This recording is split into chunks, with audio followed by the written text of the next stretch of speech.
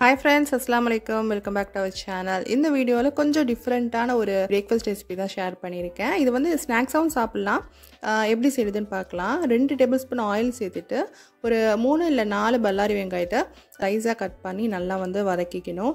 ஆக்சுவலா இது வந்து பாத்தீங்கன்னா நான்வெஜ் ரெசிபி தான். ஆனா நான் கொஞ்சம் காய்கறி, முட்டை மட்டும் சேர்த்து பண்ணியிருக்கேன்.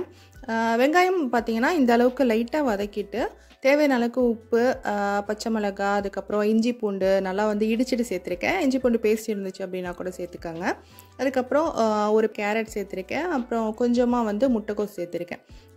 இதுக்கு மசாலா பார்த்திங்கன்னா ரொம்ப சிம்பிள் தான். நம்ம சமோசாக்கெலாம் செய்வோம் இல்லையா, அதே மாதிரி தான்.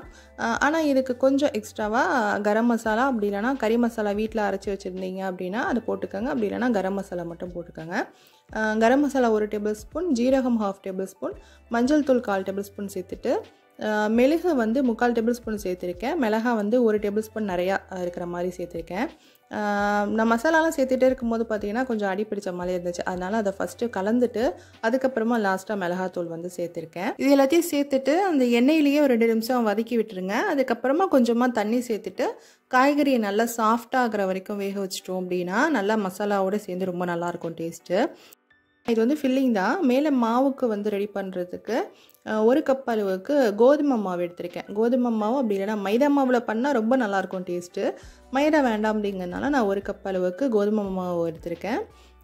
அதுக்கப்புறம் ஒரு சின்ன கப் அளவுக்கு ஒரு 3 டேபிள் ஸ்பூன் அளவுக்கு அரிசி மாவு எடுத்திருக்கேன். 1 முட்டை, பசும்பால் சேர்த்தாலும் சேர்த்துக்கலாம். நான் கொஞ்சம் நல்ல மணமாக வாசனையாக இருக்கட்டும் அப்படிங்கிறதுக்காக தேங்காய் பால் சேர்த்துருக்கேன். தேங்காய் பாலோட அளவு வந்து பார்த்திங்கன்னா இந்த அளவுக்கு இட்லி மாவு அளவுக்கு நீங்கள் கரைச்சி எடுத்துக்கணும்.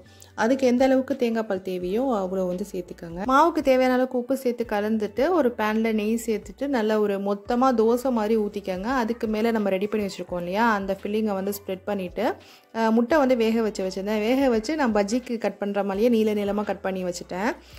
இந்த ரெசிபிக்கு பார்த்திங்கன்னா நல்லா ரவுண்டாக ஸ்லைஸாக கட் பண்ணணும். அப்போ தான் ஓரம் வரைக்கும் மசாலா வைக்க முடியும். நான் இப்படி கட் பண்ணிட்டேன் அப்படிங்கிறதுனால சென்டரில் மட்டும் வச்சுட்டேன். ஓரத்தில் வச்சிட்டோம் அப்படின்னா உடஞ்சிரும், திருப்பி போட முடியாது அப்படிங்கிறதுனால நடுப்புற மட்டும் வச்சுட்டேன். இப்போ பார்த்தீங்கன்னா ரொம்ப ஈஸியாகவே வந்து எடுத்து போட வரும். தோசைக்கல்லை வச்சு பரட்டி போட்டோம் அப்படின்னா ஈஸியாக வந்துடும்.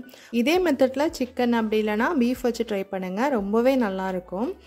வெஜிடபிள்ஸ் அதுக்கப்புறம் முட்டையை மட்டும் ஸ்கிப் பண்ணிவிட்டு வெங்காயம் வந்து அதிகமாக சேர்த்து பண்ணிங்க அப்படின்னா ரொம்பவே நல்லாயிருக்கும். இதோட அளவுகள் எல்லாமே டிஸ்கிரிப்ஷன்லேயும் கொடுக்குறேன், செக் பண்ணி பாருங்கள். இந்த வீடியோ பிடிச்சிருந்துச்சுன்னா ஒரு லைக் பண்ணிவிட்டு சப்ஸ்கிரைபும் பண்ணி வச்சுக்கோங்க. தேங்க்யூ ஸோ மச் ஃபார் வாட்சிங்.